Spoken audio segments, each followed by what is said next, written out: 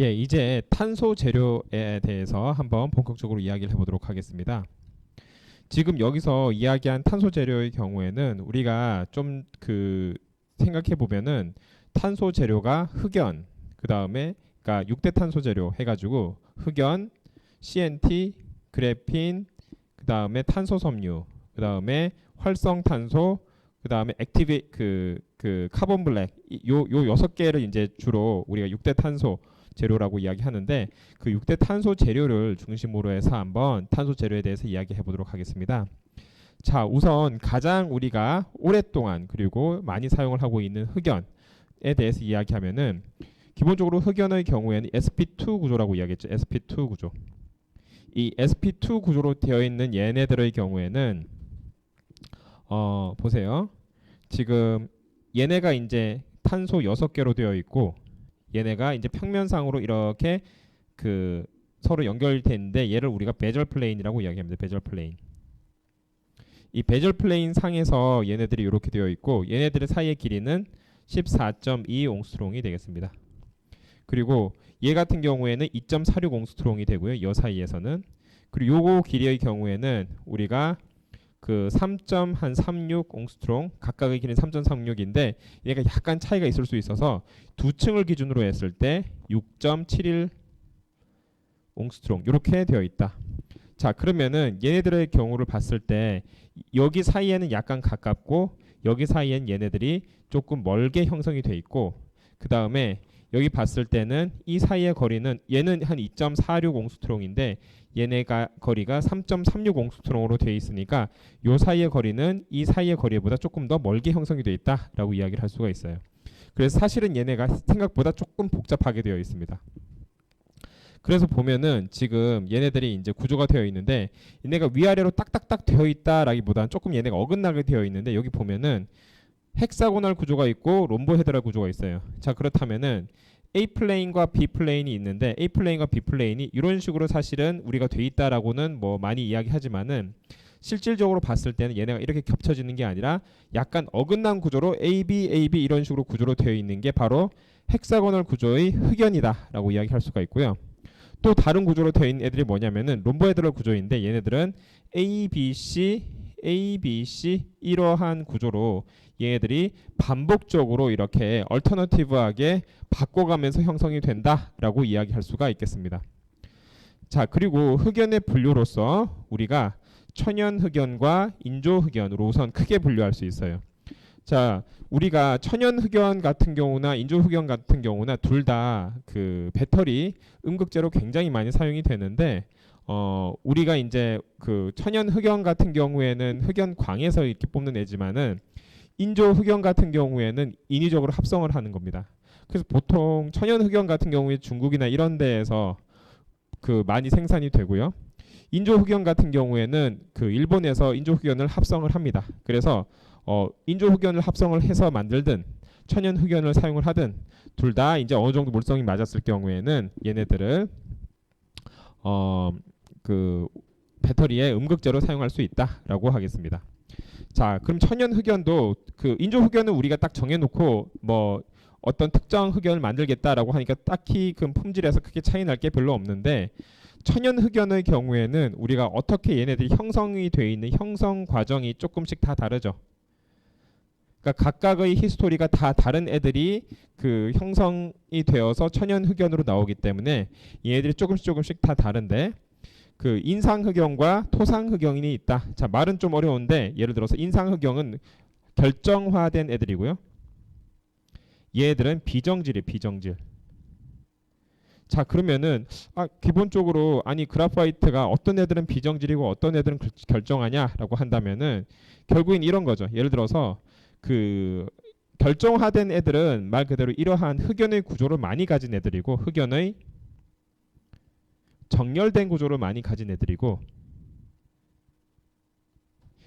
토상 흑연이라고 하는 비정질의 경우에는 디펙트를 많이 가진 애다라고 이야기하면 되겠습니다. 흠집에 해당하는 디펙트가 많은 애들이 토상 흑연에 해당이 된다라고 이해하면 되겠습니다.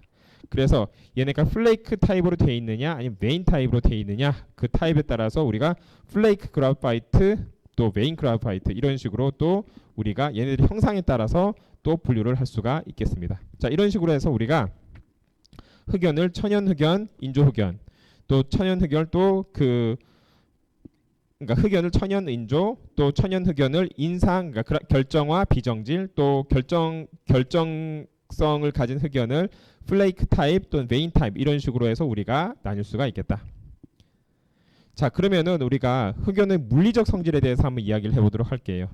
자, 흑연의 물리적 성질은 다음과 같이 이야기할 수가 있는데, 우선 얘네들이 그 면에 평행하다 또는 면에 수직하다 이 두 가지에 따라서 평행하느냐 또 면에 수직하느냐에 따라서 얘네들 물리적 성질이 다른데, 가장 크게 차이점이 어디서 발생하냐면 얘네들의 저항, 열 전도율, 열 팽창률 여기에서 가장 차이가 나게 되겠습니다.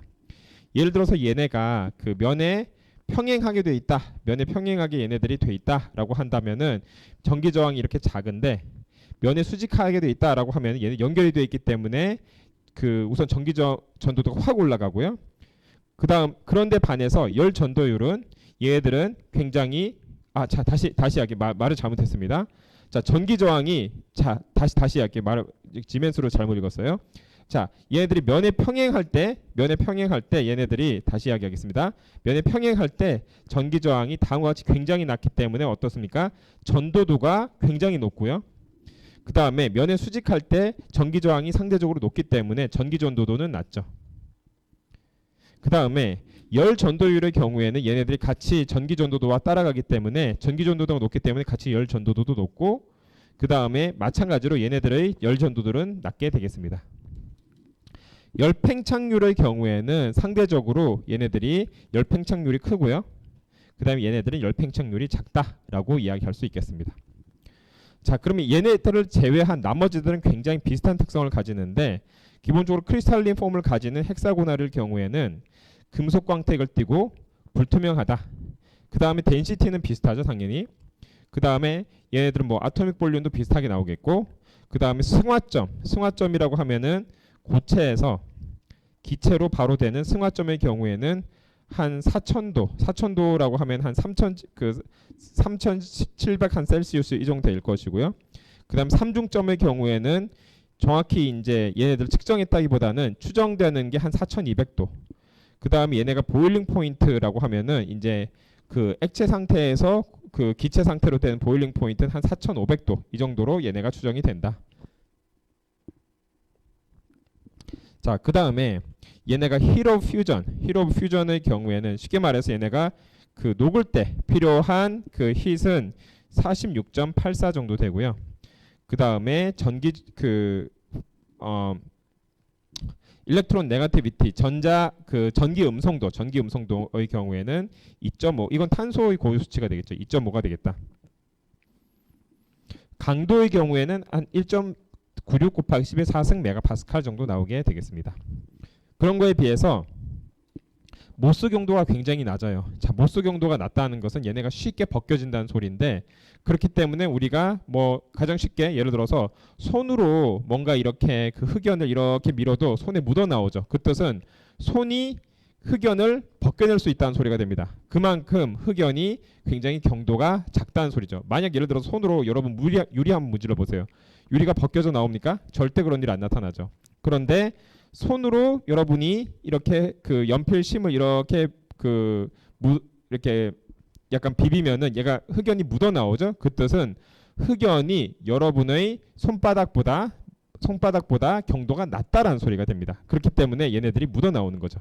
그래서 굉장히 낮은 경도를 나타내고 흑연은, 그렇기 때문에 우리가 흑연을 윤활제로도 사용할 수가 있겠습니다.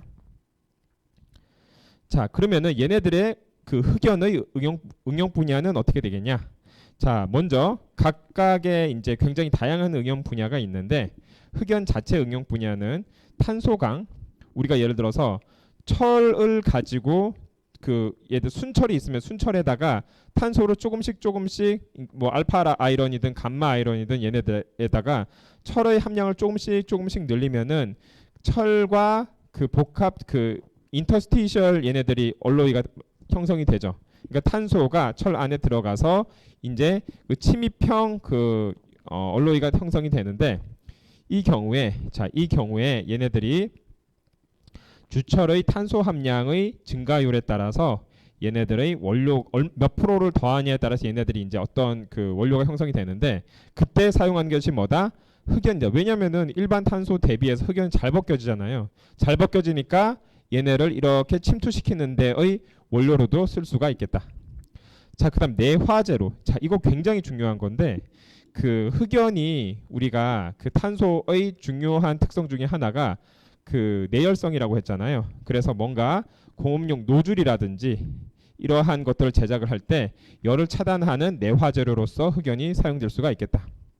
자, 그 다음에 탄소봉의 경우에 전극 또는 공업용으로 얘네들이 만드는 탄소봉을 만들고요. 그 중에 굉장히 큰 게 원자로용 탄소봉이다. 자, 중성자의 속도를 감속시키는, 얘네들이 감속이 되려면 많이 이제 부딪혀야지 감속이 되는데, 얘네들의 특정 흑연의 특유한 이런 그 얘네들이 그 층산 구조를 가졌기 때문에 중성자를 감속시키는데, 왜냐면은 뭐 쉽게 말해서 이렇게 많이 이렇게 문이 엄청 많다고라고 보면 되죠. 그럼 얘네들이 이렇게 가려다가 굉장히 이 문을 다 뚫고 지나가야 되니까 그 감속을 하기에 굉장히 유리한 구조다. 그래서 중성자의 감속제로서 우리가 흑연을 사용할 수가 있겠다. 자, 그 다음에 윤활제 및 포장재. 예를 들어서 어떤 포장을 하거나 아니면 코팅을 하거나 특수 포장을 하거나 브레이크 같은 데에다가 윤활제로서 우리가 그 흑연을 사용을 할 수가 있고, 특수 포장을 하는데 표면을 이렇게 코팅을 하는 거죠. 그럴 때도 우리가 흑연을 사용할 수가 있겠다. 그 기타 재료로서 얘네가 이제 폭약 재료 이렇게 막 로도 사용이 될 수가 있고요. 그 다음에 뭐 연마, 그 다음에 그 고무공업, 그러니까 탄소를 이제 더해가지고 얘네들의 강성을 더하는데 사용이 되는 거죠. 그런 재료로서도 우리가 흑연을 사용할 수가 있겠다. 이게 이제 천연 흑연에 대한 이유가 되겠고요. 그 용도가 되겠고요. 자, 인조 흑연 한번 가보겠습니다. 이게 천연 흑연이고, 인조 흑연의 경우에는 가장 많이 사용되는 인조 흑연의 그 어플리케이션은 역시 뭐 2차 전지죠. 사실 그 천연 흑연에 사용된 어플리케이션을 인조 흑연도 다 적용을 할 수가 있죠. 그런데 이제 뭐 비슷하게 다 사용할 수 있는데, 주로 더 많이 사용되는 게 니즈가 굉장히 많은 곳에 그냥 천연 흑연을 써도 되는데, 굳이 그 인조 흑연까지 쓸 정도면은 그만큼 니즈가 많다는 소리가 되기 때문에, 그만큼 니즈가 많은 곳이 가장 최근에는 2차 전지다. 그래서 2차 전지에 인조 흑연을 많이 쓰고요.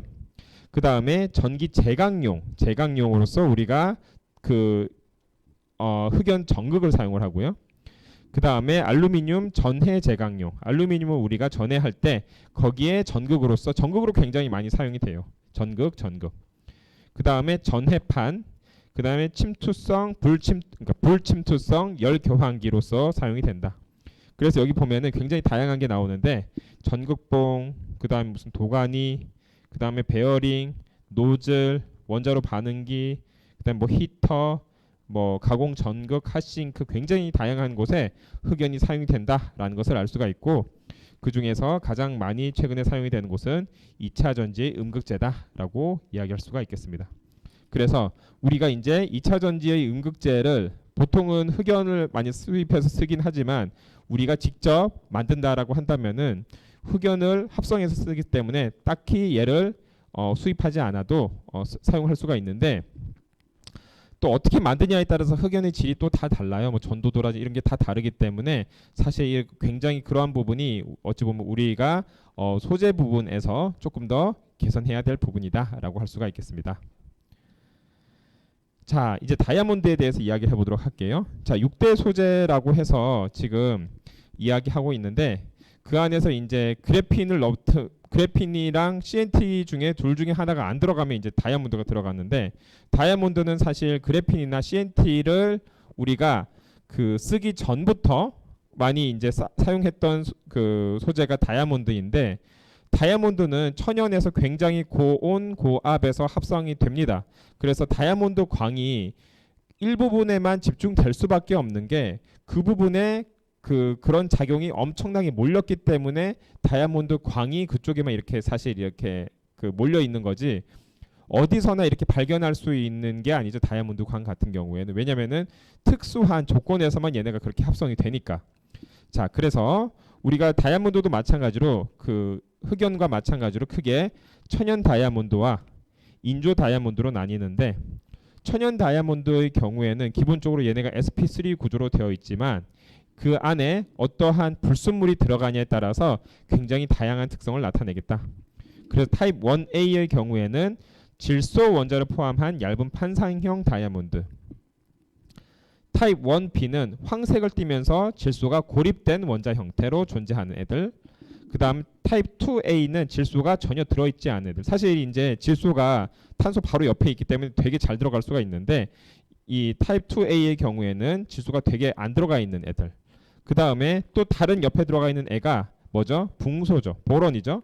보론이 타입 2B에는 그 보론 불순물을 내포하면서 얘네가 청색을 나타내는 애들. 자, 이런 애들의 경우에는 보세요. 다른 그 애들이 이제 들어가서 일종의 디펙트처럼 작용을 할 수가 있기 때문에 반도체 성질을 나타낸다. 그런데 사실 얘를 반도체로 뭐 쓰려고 하면 쓸 수도 있겠지만은 이러한 애들은 반도체로 안 쓰겠죠. 블루 다이아몬드가 굉장히 어떻겠습니까? 희귀하기 때문에 그 보석으로서의 가치가 훨씬 더 높겠죠, 사실은. 합성 다이아몬드의 경우엔 크게 두 가지 방법이 있는데, 하나는 CVD법이라고 해가지고 쉽게 말해서 이래요. 어떤 시드 위에다가 그 탄소를 한 레이어 이렇게 그 위에 이렇게 증착을 시키는 거예요. 예를 들어서 그 흑연 같은 경우를 생각해 보면은 흑연 한 레이어를 이렇게 증착시키는 거는 그 쉬운데, 그 위에다가 또 얘를 이렇게 그 증착시키려면은 보통 얘가 어떻게 증착이 되냐면은 흑연 위에 반데르발스 힘으로 떨어진 어나더 흑연이 그러니까 그래핀 레이어가 형성이 되는 거죠. 그래핀 레이어 싱글 레이어 형성이 되고 그 위에 어나더 싱글 레이어인 그래핀 레이어가 올라가면서 걔네들이 그러니까 이런 식으로 올라가는 거죠. 서브스트레이트가 있으면 이렇게 얘네들이 올라가는데, 이 얘네들 사이사이에는 우리가 그 소위 말하는 분자간력으로 떨어져 있는 애들인데, 다이아몬드는 이렇게 분자간력으로 떨어지면 안 돼 있죠. 반데르발스 포스로 떨어져 있으면 안 되기 때문에 이때 굉장히 고온 고압을 사실 가하는 거예요. 그래서 그 기상으로 이 위에다가 이렇게 합성을 하되, CVD처럼 합성을 하되 압력을 가해서 얘랑 얘 사이가 서로가 sp3 결합으로 연결될 수 있게 만드는 게 CVD 합성법이다. 또는 굉장히 고온 고압에서 얘네들을 막 엄청나게, 이게 이제 자연에서 합성되는 거랑 굉장히 비슷한데, 얘가 고온 고압에서 얘네가 이제 스트레스를 줘서 결국에는 그 탄소들이 서로가 이렇게 그 공유 결합으로 연결이 돼서 sp3 구조를 형성하게 만드는 것. 이러한 것들이 크게 두 가지 방법이 합성 다이아몬드를 만드는 기본적인 방법이다. 생각보다 합성 다이아몬드를 만든 지는 오래됐는데, 한 1950년대부터 얘네들이 이제 합성 다이아몬드를 만드는 법이 나왔는데, 그 이후에 합성 다이아몬드 자체가 경도가 가장 높죠. 굉장히 아이러니컬한 것은 흑연은 가장 경도가 낮은 경도가 1, 2짜리 낮은 물질인데 반해서 다이아몬드의 경우에는 경도가 굉장히 높은 물질에 들어가요. 그래서 우리가 다이아몬드는 그 경도가 굉장히 높기 때문에 웬만한 물질을 커팅하는 데 잘 쓰입니다. 그래서 우리가 보석으로 만든 다이아몬드를 커팅하는 데 쓰기는 어렵기 때문에 그 우리가 공업용 다이아몬드를, 그러니까 어디 위에다 싱글 레이어 굉장히 얇은 이제 다이아몬드를 그 위에다가 올려서 그거 가지고 우리가 다른 어떤 그 물질들을 자르는 데 많이 씁니다. 그걸 우리가 다이아몬드 커터라고 하는데, 반도체 그 예를 들어서 웨이퍼나 실리콘 웨이퍼나 이런 거 자르는데도 다이아몬드 커터들이 사용이 됩니다. 자, 이런 것처럼 유리나 이런 거 자를 때 그런 것처럼 굉장히 경도가 높은 물질이 다이아몬드다. 자, 그래서 얘네들의 특성이 뭐냐라고 한다면은 기계적 강도가 엄청 높아요. 그럴 수밖에 없죠. 얘네들이 서로가 공유결합으로 엄청 세게 결합이 되어 있고 고온 고압에서 형성이 됐기 때문에 기계적 강도가 엄청 높아요. 예를 들어서 한번 볼게요. 얘네들은 90기가파스칼인데 앞에서 우리가 뭐라 그랬죠? 흑연 같은 경우에는 얘네들이 10의 4승 메가파스칼이에요. 그러니까 사실 차이가 나죠. 그 다음에 그 실온의 열 전도도의 경우에는 그 2 곱하기 10의 2승 그러니까 한 200 와트 퍼 미터 켈빈. 켈빈 이렇게 되겠다. 자, 이렇게 돼요. 그러다 보니까 실온 열 전도도가 굉장히 높은, 그러니까 굉장히 독특한 애들인 거예요, 사실. 왜냐면은 그 열 전도도라고 하는 것은 사실 열이 얼만큼 잘 전도되냐라는 것을 통해서 결정이 되는데, 지금 그 다이아몬드 같은 경우에는 열 전도도가 높은데 전기 전도도는 거의 굉장히 낮아요. 그러니까 전기적 거의 부도체입니다. 그런데 보통 일반적인 물질은 열 전도도도 높으면서 전기 전도도도 그 높은 애들이 대부분이란 말이에요. 그런데 그 다이아몬드는 그거랑 달리 열 전도도는 높으면서 전기 전도도는 낮은 이러한 물질이 그 다이아몬드다라고 이야기할 수가 있겠습니다. 자, 그리고 열 팽창 계수가 굉장히 작아요. 거의 얘네가 라지 K입니다. 라지 K. 그 열 팽창이 거의 안 된다라고 보면 됩니다. 그것만큼 굉장히 안정적이고요. 투명도가 좋죠. 그래서 그 딥 바이올렛부터 파 인프라레드라고 하면 어떻게 됩니까? 거의 가시광선 전 영역과 그 적외선 영역까지 얘네들이 다 투과를 할 수 있다라고 하는 것이고요. 음향 전파 속도가 다음과 같이 17.5 km/s 이렇게 돼 있고요. 공기 중에서는 음향 전파 속도가 한 360 m/s잖아요. 훨씬 빠르죠. 그리고 전기적 부도체고요. 얘네들이 10의 13승 그다음 옴 이렇게 되니까 굉장히 부도체고요. 그다음에 얘네들이 불순물이 포함될 경우에는 와이드 밴드 갭을 가지는 반도체가 됩니다. 그다음에 얘네들이 굉장히 안정적이기 때문에 부식 저항성이 크고요. 그렇기 때문에 그 생체적 합성이라고 하는데 그 얘네가 부식 저항성이 크다는 것은 그 화학적으로 안정하다는 소리거든요. 그러다 보니까 화학적으로 안정하기 때문에 우리가 생체의 어떤 이러한 목적으로서 인조 다이아몬드를 사용하는 경우가 있습니다. 거기서 사용한 인조 다이아몬드 굉장히 작은 알갱이로 만들어서 나노 다이아몬드 같은 것들이 있는데 이 나노 다이아몬드를 인체 내에 침투해서 뭐 드럭 딜리버리라든지 이런 목적으로 사용을 하는데 그때 얘네가 비이클로 사용될 수 있는 이유는 이널트하기 때문에 그래서 이러한 목적으로도 사용이 될 수가 있겠다. 자, 이제 카본 블랙에 대해서 이야기를 해보도록 할게요. 자, 카본 블랙의 경우에는 도전제로서의 특성이 가장 큽니다. 도전제. 자, 도전제라고 하면은 전기 전도도가 높은 애들이에요. 전기 전도도가 높아서 주로 예를 들어서 그 우리가 전극 같은 거를 만들 때 그 전극의 활성을 나타내는 물질과 전극 사이를 이렇게 전기 전도도의 전기적 패스를 만드는 물질로서 도전제를 쓸 때 카본 블랙을 많이 씁니다. 이건 카본 블랙을 만들 때는 얘네들이 그 석유 정제 물질 피치나 아니면은 석탄 슬러리 같은 데서 생성되는 물질의 불완전 연소 또는 열분에 의해서 생성된 부정형 미립자에 의해서 카본 블랙이 형성이 되고요. 얘들 같은 경우에는 크게 이제 자동차용 타이어 이제 시커멓죠? 그게 이제 카본 블랙이고요. 그러니까 고무에 타이어를 넣어서 얘네를 강도를 확 높인 게 되고요. 그다음에 범위형 카본 블랙은 그렇고 특수형 카본 블랙의 경우에는 안료 카본 블랙이기 때문에 굉장히 시커멓습니다. 여러분들이 한번 비교를 해보면 아는데 우리가 흰색도 얼만큼 흰색이냐에 따라 차이가 나고 검은색도 얼만큼 검은색이냐 차이 나는데 그걸 어떻게 확인해 볼 수 있냐면은 한번 여러분이 어떤 파우더 같은 거를 보고 거기에다 라이트 같은 거 한번 비춰보세요. 전화기 라이트도 좋고 뭐도 좋은데 보통 이런 그 파우더 같은 것에서 검은색 파우더라 하더라도 라이트를 비추면은 하얗게 이제 반사가 됩니다. 그런데 그거가 이제 거의 반사가 되지 않고 흡수가 되는 애들이 있어요. 그만큼 얘네가 그 흡수율이 좋다는 소리거든요.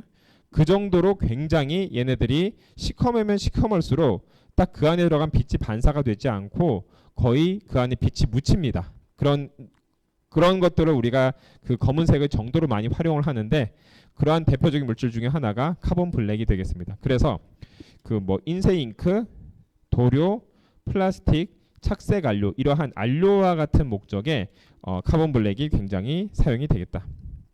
자, 카본 블랙의 성질이 입자 크기 또는 단위 결합체 크기, 표면 화학적인 특성 요 세 가지에 의해서 결정이 되는데, 자, 입자 크기가 작으면 작을수록 짙은 흑색, 강한 응집력, 착색력 감소, 적색조를 나타내고요. 단위 결합체 크기가 크면 클수록 옅은 흑색 또는 분산이 용이하고 전기 전도성이 높다. 자, 그래서 이러한 게 이제 카본 블랙의 기본적인 특성이 되고요. 이게 표면적인 특성을 우리가 알아보는 이유는 카본 블랙을 분산해서 많이 쓰기 때문이에요. 예를 들어서 보세요. 인쇄 잉크, 그 다음에 착색 안료, 이런 도료, 이러한 것들은 어디 씁니까? 그 파우더로 쓰는 게 아니라 얘를 솔루션으로 쓰기 때문에 얘네들의 분산성이 굉장히 중요해요. 그러다 보니 표면적으로 얘네가 어떻게 그 안정화되느냐에 따라서 이런 분산성이 결정이 되기 때문에 뭐 표면 화학적인 특성, 예를 들어 pH가 어떠느냐 이런 것들이 굉장히 중요하겠습니다. 그래서 얘네가 기본적으로 석유 정제물에서 나온다고 했잖아요. 석유 정제물, 다음과 같이 석유 정제 물질 및 석탄 슬러리에서 생산이 되는데, 얘네가 고휘발분과 저휘발분이 있는데, 고휘발분의 경우에는 중성 약 알칼리성을 나타내고 분산성이 좋고요. 적색조를 띠고요. 그 다음에 약알칼리랑 이제 중성일 경우에 그런데, 얘네가 저휘발분 산성일 경우에는 우수한 저장 안정성을 나타낸다라고 할 수가 있겠습니다. 자, 그래서 얘네들이 카본 블랙이 저휘발분일 경우에는 저장 안정성, 고휘발분의 경우에는, 그러니까 저휘발분은 산성, 고휘발분은 알칼리, 약 알칼리, 그 다음에 그 분산성이 고휘발분이 더 좋다라고 이해하면 되겠습니다. 자, 여기까지 이제 우리가 그 카본 블랙의 성질에 대해서 이야기했고, 얘네들이 그 지금 그 자체의 특성이 어떤지, 그 물리적 특성이 어떤지 한번 알아보도록 할게요. 우선 얘네들이 그 지금 베이퍼가, 그러니까 얘네가 얼만큼 잘 휘발이 되느냐, 휘발 특성에 대해서 한번 이야기해 보면은, 얘네들이 좀 그 둘 다 그렇게 잘 휘발되는 애들은 아니고, 그리고 어느 정도 되면 얘네가 이제 불이 붙느냐, 폭발 가능하냐 하면 생각보다 한 50도 정도 되면은 얘네가 폭발 가능하기 때문에 어떻게 하면 이것 때문에 굉장히 얘네를 이렇게 잘 다뤄야 되는 물질이다라는 것이죠. 그 다음에 그 최소한 이그니션 템퍼러처, 그러니까 불이 붙는 온도가 언제냐라고 했을 때는 한 500도 정도. 그 다음에 그러니까 불을 붙였을 때 얘네가 그러니까 어느 정도면 얘네가 자체적으로 불이 나냐라는 이야기를 하는 거예요. 그래서 그 불, 요거랑 조금 다른데, 그 여기에 이제 폭발하기 위한 가장 낮은 리밋이 얘네가 50도다라고 한다면은, 얘네들을 가만히 자체적으로 놨을 때 온도를 몇 도 정도 올리면은 얘네가 자체적으로 발화를 하느냐라고 했을 때는 500도. 그 다음에 그 얘네가 예를 들어서 뭐 종류에 따라서 다른데, 이러한 경우에는 600도, 조금 더 온도가 낮다라고, 퍼니스에 있을 때는 좀 더 낮다라고 이야기할 수가 있겠습니다. 자, 그러니까 요거 같은 경우에는 지금 그 어떠한 종류냐에 따라서 이제 그 로의 종류에 따라서 다르다라고 이야기할 수가 있겠고요. 자, 그 다음에 그 가장 또 요거는 이제 어찌 보면은 발화 에너지는 10줄 이상만 주면은 얘네가 발화를 한다라는 소리가 되겠고요.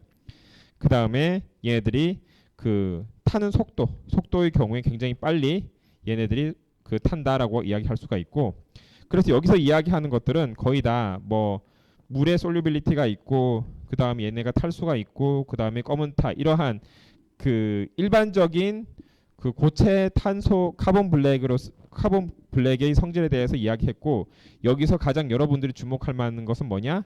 쉽게 탄다, 쉽게 발화 가능하다.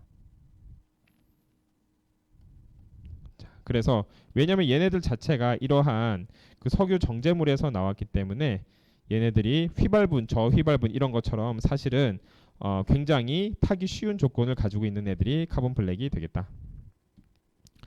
자, 이제 활성탄에 대해서 이야기를 해보도록 할게요. 자, 활성탄은 우리가 주위에서 굉장히 쉽게 보는데, 숯 있죠, 숯. 숯 같은 것들이 일종의 활성탄이라고 할 수가 있는 게 표면적이 굉장히 크죠. 숯은 얘네가 표면적이 굉장히 크기 때문에 이 표면적에 있는 뭐다 미세 기공을 통하여서 얘네들이 그 표면적이 굉장히 크게 만들었고 우리가 숯을 어디 했습니까? 냄새 잡는 데 많이 쓰고요. 숯 어디다 넣어 놓으면은 얘네가 그 냄새도 잡고 굉장히 정화를 많이 하죠. 그래서 실제로 정화의 목적으로 굉장히 많이 사용이 되는 것이 그 활성 액티베이티드 카본이다라고 이야기할 수가 있겠습니다. 자, 여기서 그래서 실제로 보면은 얘네의 가장 큰 특징은 단위 무게당 표면적을 높게 만든 기능성 탄소 재료다라고 했죠. 단위 무게당 표면적을 높게 만들었다. 그렇기 때문에 얘네들은 탈색, 탈취제, 그다음 촉매 담체, 용재 회수 및 배기가스의 정화 이러한 보세요. 뭔가를 클리닝하는 쪽에 많이 써요. 탈색, 탈취, 그 다음에 용재의 회수, 그 다음에 정화 뭐 이런 쪽에 얘네들을 굉장히 많이 사용할 수가 있겠다. 또 이제 촉매의 담체라고 이야기하는데 얘는 왜 촉매의 담체로 쓸 수가 있냐면은 촉매의 역할이 뭡니까? 반응이 잘 일어날 자신은 이제 거기에 결과물에 포함이 되어 있지는 않지만 반응이 잘 일어날 수 있게 매개해주는 역할을 하잖아요. 그럼 매개를 잘 하려면은 그만큼 반응이 여러 군데에서 일어나야지 얘네가 매개를 잘 할 텐데 그러한 반응이 여러 군데에 일어날 수 있게 최대한 표면적을 높여줘야지 반응이 잘 일어나겠죠. 그렇기 때문에 이러한 활성탄 자체가 이러한 촉매의 특성을 가지는 경우는 별로 많지는 않지만 그 촉매의 특성을 가지는 많은 이제 금속 입자들을 활성탄 위에다가 잘 이걸 시팅이라고 하는데 잘 위에다 올려놓으면은 얘네들의 표면적이 높기 때문에 그 반응하는 면적도 굉장히 크게 늘어날 수가 있겠다. 그래서 촉매의 담체로서 활성탄의 중요성이 있다. 자, 여기 다양한 활성탄에서 나오는데 밀입자형, 과립형, 성형, 구슬형, 섬유형 이러한 굉장히 다양한 그 활성탄이 이제 사용이 될 수가 있겠습니다. 자, 그러면은 얘네들이 뭐 밀입자형, 성형, 뭐 구슬형 하는 것은 얘네들이 결국에는 모폴로지 형상에 의해서 많은 분류가 된 거고요. 가장 이제 활성탄이 어떻게 얘네들의 구조가 뭐냐? 얘네들은 어떠한 특성을 가지고 있냐라고 한다면은 처음에 이야기한 것처럼 얘네들의 표면적이거든요. 표면적이 높게 만들었다라고 하는 건데 이 표면적을 표면적을 이제 높게가 아니라 정확히 말하면 크게 만든 거죠. 표면적을 크게 만든 것은 얘네들의 기공 구조 때문입니다. 기공 구조. 자, 그렇다면은 이 기공 구조가 결국에는 이 활성탄을 설명하는 가장 주요 요인이 되는데 이 기공 구조를 설명하는데 가장 핵심은 뭐냐? 얘네의 기공이 어떻게 생겼느냐가 돼요. 그래서 크게 우리가 기공을 분류를 하는 게 마이크로포, 메조포, 매크로포 이렇게 분류를 합니다. 이게 뭐에 의해서 분류를 한 거냐면은 이 기공의 크기. 그러니까 예를 들어서 여기에 이제 우리가 어떤 동그라미 구멍이 뻥뻥뻥뻥 뚫려 있어요. 이걸 우리가 기공이라고 하는데 이 기공의 크기에 의해서 분류를 한 게 마이크로, 메조, 매크로포가 돼요. 그럼 마이크로도 조금 더 작은 애들을 울트라 마이크로, 그 다음에 그거보다 조금 큰 애를 슈퍼 마이크로. 근데 보통 마이크로포는 2나노미터 이하인 애들을 대부분 마이크로포로 하고 2에서 50나노미터 사이에 있는 애들을 메조포, 50나노미터보다 큰 애를 매크로포라고 합니다. 그래서 보통 이제 우리가 가장 많이 다루는 이제 포들이 그 메조포와 매크로포이긴 한데 특수한 목적으로 우리가 마이크로포를 만드는 경우가 꽤 많이 있어요. 그래서 실제로도 액티베이트 카본 중에서는 마이크로포를 가진 카본도 굉장히 많아요. 자, 이게 이제 크기에 따른 분류가 되고 얘네가 어떻게 생겼느냐, 그러니까 그 기공의 생성 조건에 의해서 분류를 한 게 입자 간에 의해서 만들어진 세공, 원래 있던 세공, 외부에서 만들어진 기공, 그다음 분자로 만들어진 기공 이런 것들 여러 가지가 이제 얘네들이 어떻게 생성이 됐느냐에 의해서 분류가 되는 애들이에요. 그래서 입자 간 세공의 경우에는 결정체에 존재하는 애들. 그다음에 고유 세공은 결정체 구조로부터 생성된 애들. 외부 세공은 이질성 물질의 도핑에 의해서 된 애들. 그다음 분자 세공은 원시적 밀입자의 응집에 의해서 형성된 애들. 이런 식으로 해서 얘네들이 어떻게 형성이 되었느냐, 그러니까 얘네들의 형성 근원에 따라서 분류를 또 할 수가 있겠습니다. 그래서 크게 두 가지, 얘네들의 크기, 세공, 이제 세공의 작은 구멍이란 뜻인데 이제 보통 포라고 해요. 포.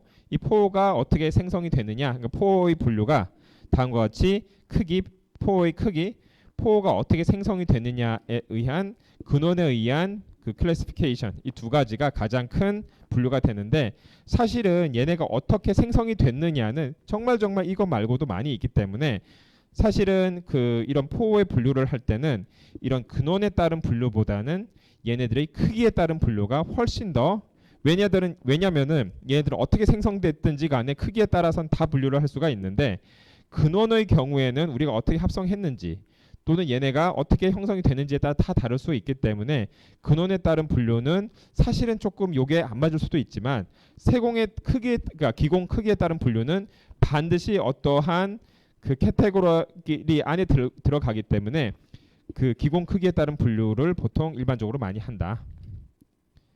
자, 그러면은 얘를 이제 활성탄 자체, 좀 전에 이야기한 것은 우리가 기공을 어떻게 분류할 것이냐인데, 이제 활성탄, 액티베이트 카본을 어떻게 분류할 것이냐에 대해서 한번 이야기해 볼게요. 첫 번째, 분말 활성탄. 자, 분말 활성탄의 경우에는 우리가 톱밥과 석탄을 통해서 만든 애들. 그래서 한 400에서 한 700도씨에서 타르랑 그 휘발분을, 그러니까 석탄이 굉장히 휘발분이 많이 들어있기 때문에 얘네들을 제거를 하고 탄화를 시켜서 한 900에서 한 1200도씨에 탄화를 시켜가지고 얘네들을 그 다시 이제 산화성 가스로 기공을 만들어, 활성화라고 한다는 것은 대부분, 액티베이션이라고 이야기하는 것은 대부분 기공을 만드는 행위예요. 그러니까 이렇게 산화성 가스를 통해서 포를 만든다라고 보면 됩니다. 자, 그래서 이러한 분말 활성탄의 경우에는 뭐 이러한 수분, pH, 그다음 입자 크기, 그다음에 그 탈색력 같은 것을 조절을 하여서 우리가 이 다양한 분말 활성탄을 만들 수가 있고요. 입상 활성탄의 경우에는 원료 자체가 야자 껍질, 갈탄, 무역탄, 역천탄 이런 애들이에요. 얘들도 마찬가지로 400에서 한 700도씨에서 휘발분 이런 애들을 제거를 하고, 이 원료에서 휘발분을 제거를 하고 900에서 한 1200도씨에서 얘네들이 액티베이션을 합니다. 자, 그러면은 얘들의 경우에는 불말과 입상의 경우에는 원료만 차이가 나지 다른 것은 다 똑같거든요. 휘발분 제거하고 그 다음에 900에서 1200도씨에서 얘네들을 이제 활성화시키는 것과 비슷한데, 기본적으로 톱밥과 석탄에서 유래된 구조와 기공 구조와 그 다음에 뭐 갈탄, 무역탄, 역정탄이나 그 야자 껍질에서 유래된 기공 구조가 다르기 때문에 얘네들이 다른 활성탄으로서 사용이 될 수가 있는 거죠. 그래서 이러한 애들의 경우에는 뭐 공기 정화, 폐수처리, 초순수 처리로 사용이 됐는데, 이렇게 사용될 수 있는, 이렇게 그 정화와 뭐 순수, 폐수 처리로 사용될 수 있는 가장 큰 이유는 이렇게 형성된 활성탄의 그 기공도가 굉장히 높기 때문이라는 거죠. 자, 그래서 여기서 이제 나타나는데 얘네들의 응용이 크게 이제 액체를 처리하는 경우, 기체를 처리하는 경우. 사실 이제 지금 그 액체를 대상으로 한 거는 전기전자로서 지금 가장 많이 사용이 되는 것은 캐패시터인데, 캐패시터 같은 경우에는 순간적으로 표면 전하를 엄청나게 많이 만들어서 얘네가 이 전하가 순간적으로 많이 저장되어 있는 상태에서 어떻게 됩니까? 볼테지를 빵 때리면은 CV가 이제 Q가 되죠. 그러니까 전하가 빵 때려져니까 그 전하 가지고 순간적으로 힘을 빡 때리는데 많이 사용이 되죠. 그래서 축전지에 사용이 되는 용도가 뭐다? 활성탄이 되겠습니다. 활성탄, 슈퍼캐패시터나 이런 데 사용이 되고요. 기체 같은 경우에는 대부분 뭐 가스 분리, 뭐 악취 제거, 그다음 위험가스 같은 거, 그다음 회수 이런 용도에 사용이 되는 게 이제 그 기체 용도에 사용되는 활성탄이다라고 할 수가 있겠습니다. 자, 그래서 지금 활성탄으로서 가장 주목을 받는 거, 전기전자 쪽에서는 전극, 기체 쪽에서는 회수나 아니면은 기체 분리 또는 악취 제거 이러한 쪽이 가장 크고, 액체 쪽에서도 사실은 수처리가 굉장히 큰 산업이에요. 공장 폐수 뭐 이런 쪽 있잖아요. 그리고 우리가 정수기에 사용되는 거 굉장히 많거든요. 정수기에 사용되는 활성탄 굉장히 많거든요. 그럼 그런 쪽에 굉장히 큰 시장이 형성이 돼 있다. 그리고 기체로서는 우리가 공기정화가 대부분 이런 오치 제거 이런 거잖아요. 그래서 실내 공기 오염 제거를 하는 용도가 굉장히 지금 크다라고 하고 있고요. 액체로서는 폐수 처리, 그 다음에 전극 이러한 용도가 그 활성탄으로서 굉장히 크게 사용이 되는 용도다라고 할 수가 있겠습니다. 자, 이제 탄소 섬유에 대해서 한번 이야기를 해보도록 하겠습니다. 자, 탄소 섬유의 경우에는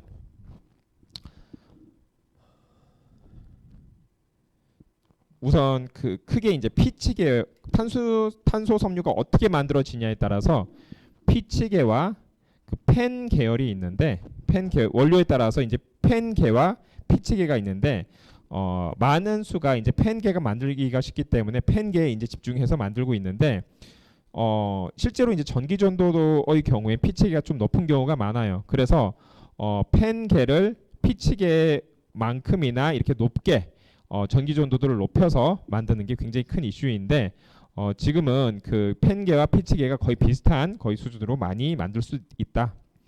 자, 이 탄소 섬유의 경우에는 굉장히 고강도이면서도 가벼운 게 특징이다. 고강도이지만은 가볍다.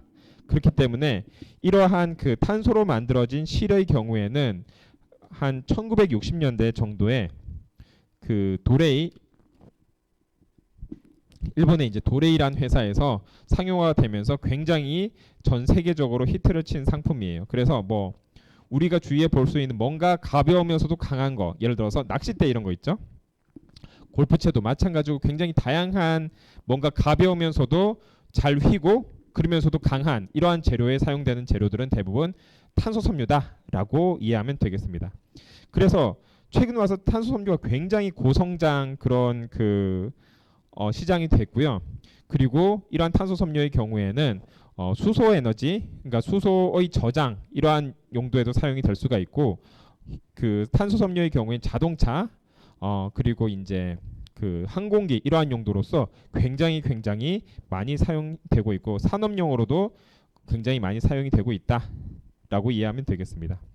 자, 그래서 지금 이제 현재 세계 탄소 섬유의 경우에는 뭐 도레이를 중심으로 해서 거의 도레이와 레이온을 중심으로 해서 거의 그 전 세계가 이제 석권이 뭐 도테닉스까지 합쳐서 거의 전 세계의 한 70%가 일본 회사로 지금 이루어져 있는데, 사실 우리나라에도 효성이라는 이런 탄소 섬유를 이렇게 만드는 회사가 있어요. 그리고 탄소 섬유가 요거 말고도 우리가 탄소 클러스터라는 데가 있습니다.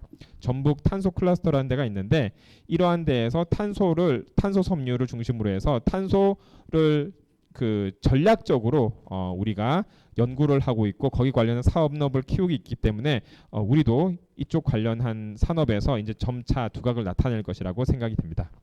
자, 그래서 이러한 그 탄소 섬유 시장은 전 세계적으로도 점점 수요도 늘어나고 생산도 많이 되면서 점점 이렇게 중요해지는 시장이고요. 이 우리가 탄소 섬유를 이렇게 분류를 할 때 그 탄소화 온도에 따라서 분류를 할 수가 있는데, 크게 이제 방염 섬유, 탄소 섬유, 흑연 섬유 이렇게 분류를 할 수가 있고요. 탄소화 온도에 의해서 분류를 했을 때, 원료에 의해서 분류를 했을 때는 레이온계, P치계, 그다음에 기상탄소 섬유 있는데 가장 많이 이제 쓰이는 게 펜, 레이온, P치 이렇게 보면은 되겠습니다. 자, 그래서 이러한 원료에 의해서 분류하고 탄화 온도라기보다는 탄화 온도라고 많이 이야기하고요. 그 다음에 우리가 범용 고성능이라고 이야기하는데 주로 이제 그 탄화 온도와 원료, 그 중에서 이제 원료에 따른 분류가 가장 많다라고 보면 되겠습니다. 자, 그리고 섬유의 형태에 따라서 단섬유, 그다음 연속섬유, 직물류 이렇게 분류를 할 수가 있고요. 그래서 얘네들이 연속으로 이제 길게 있는 애들을 필라멘트 사가 이제 그 섬유를 이야기하고, 그다음에 토우도 이제 그런 애들을 이야기하고요. 단섬유 이렇게 짧게 이렇게 잘려진 애들, 그래서 분쇄섬유, 절단섬유. 직물류는 직조된 애들, 그래서 걔네들 같은 경우는 탄소 종이, 카본 페이퍼, 탄소 매트, 카본 매트, 그 다음에 그 탄소 편조물, 직물 이렇게 해서 얘네들이 다 이제 직조물인데 직조물 탄소를 직조해서 만든 애들이 다 직물류로 분류가 되겠다. 얘네들의 특성은 얘네들이 우선은 일반적인 섬유의 특성을 다 가지고 있어요. 그래서 가늘고 길고 잘 구부러질고 가공성이 굉장히 우수하고요. 그 다음에 얘네들이 불연성, 그 다음 화학적으로 안정하고 산염기에 강하고, 그 다음에 기계적으로서는 얘네들이 밀도가 금속보다 작지만은 기계적 특성이 굉장히 좋고요. 내마모성, 윤활성이 우수하다. 그 다음 열적 특성의 경우에는 얘네 치수 안정성이 비교적 좋은 편이고, 열 팽창 개수가 적고, 그리고 극저온 온도에서도 얘네들이 열 전도성이 작다. 그 다음에 전기 전자적 성질에서는 전도성이 높지는 않아요. 하지만 어느 정도 전도성을 가지고 있고, 그 다음에 전파를 반사하고 그 시일성이 우수하기 때문에 우리가 그 예를 들어서 그런 전투기에 사용이 될 수가 있는 거죠. 그리고 액수선 투과성이 비교적 양호하다. 자, 그래서 이런 탄소 섬유의 경우에는 그 제조되는 과정이 이러한 원료 펜부터 시작해서 얘를 이제 그 섬유로 만드는 과정을 방사라고 하는데 방사, 그다음 얘를 이제 안정화시킨 다음에 다시 탄화, 흑연화, 그다음 표면 처리, 그다음에 크기에 맞게 사이징, 이러한 순서대로 우리가 탄소 섬유를 만들 수가 있고, 얘들의 이제 응용 분야가 이제 자동차, 항공우주, 선박, 그다음에 다양한 이제 우리 스포츠 레저 이런 부분에서 사용이 되고, 우리가 이제 그 1970년대를 중심으로 해서 항공기 분야와 이제 사람들이 이제 여가 활동이 확대되면서 레저 분야에서 상품화가 많이 됐고요. 최근에는 이제 우리가 굉장히 다양한 기존에 그냥 철을 사용하던 분야에 예를 들어 자동차, 그 다음에 이제 뭐 에너지, 그 다음에 자동차 에너지, 그 다음 선박, 토목, 건축 이러한 부분부터 시작해서 뭐 유전채굴, 해양 개발, 뭐 의료 복지 이런 것까지 굉장히 얘네들의 적용 분야가 확대됐다라고 할 수가 있겠습니다. 자, 이런 것처럼 이제 탄소 섬유의 경우에는 현재 산업용으로서 가장 그 어찌 보면 섬유 중에서 활발히 지금 사용이 되고 있고요. 지금 사용되고 있는 지금 그 탄소 섬유의 제조의 경우에는 이게 사실 이 제조법이 한 1960년대 때 셋업된 건데 그 이후에도 크게 사실은 변하지가 않았어요. 그래서 이러한 제조법은 뭐 다소간 좀 차이는 있지만은 얘네를 기반으로 해서 뭐 피치를 사용을 하든 아니면 무슨 뭐 레이온계를 사용하든 크게는 변하지 않은 상태로 사용이 되지만은 이러한 기술들을 우리가 기반으로 해서 얼만큼 고기능, 그다음에 고성능 탄소 섬유를 만드냐 하는 게 핵심이 되겠습니다. 그래서 이러한 이 우수한 뭐 화학 물리적 성질, 열적 성질, 기계적 성질, 전자적 성질 이러한 것들이 굉장히 그 탄소 섬유의 우수한 특성인데, 얘네들을 기존에 사용했던 것보다 훨씬 점점 물성을 개선을 하다 보니까 훨씬 더 다양한 부분에 우리가 활용을 할 수가 있게 되겠다. 자, 여기까지 해서 우리가 그 탄소 섬유까지 이야기를 하였습니다.